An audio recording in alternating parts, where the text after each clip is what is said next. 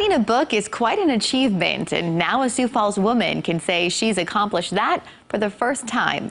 In tonight's Eye on KELOLAND, Sarah McDonald introduces you to the author of Summer Sisters and explains how you might recognize the plot of this new book. Jan Dirksen has been a nurse for 30 years, but last summer she decided to take on another challenge, writing a book. I love summer books. I love books that take place on the beach and, you know, just the whole summer atmosphere, and I am definitely a summer person. And so last summer I had read a couple of books and they were okay, but as I was reading them I thought, you know, I think I could almost do something better. That's when the book Summer Sisters came to fruition. So I just kind of got this whim and I thought, well, you know, maybe I could write a book, and so I sat down by the computer that night and I kind of plopped out the first couple chapters. She then sent those first couple chapters she had written to her husband. He hates to read. About an hour later he called me back. He said, Jan, he said, this is really good. He said, I really like this and you got to keep writing. Dirksen and Carmen Thompson have been friends for several years.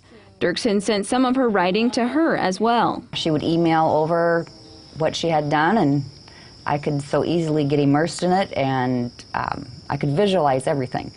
I felt like I was there, so it was fun to see where it was going to go. A few months later, Dirksen's book was complete.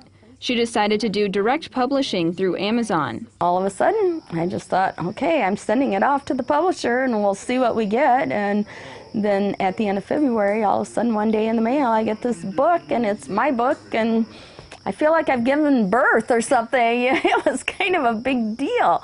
So it was really exciting. So what's her book about?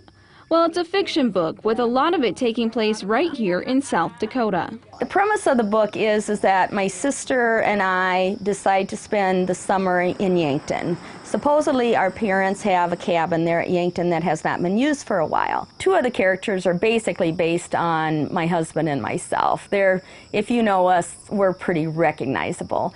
My sister and the guy that she ends up ending up with, it's the personality of my sister and brother-in-law, but their storyline is total fiction. It's fun to read about it and go, hey, I know that place, I've been there.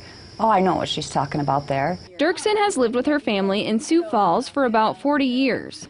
But for about the last 30 years, they make trips down to the Yankton community. We just always think that Yankton has the most to offer. If you want to do just a week away, you know, by a lake somewhere, Yankton is beautiful. The lake is beautiful, the campgrounds are great, we love jet skiing. Dirksen never expected herself to become an author. She retired from nursing just last week. And with the time she has now, she says a sequel may even be in store for the future. And when I started writing something that I thought was fun and that pertained to us and our family, and, you know, with a bunch of fiction thrown in, it was just really so much more fun than I ever thought it would be. With Eye on KELOLAND, I'm Sarah McDonald.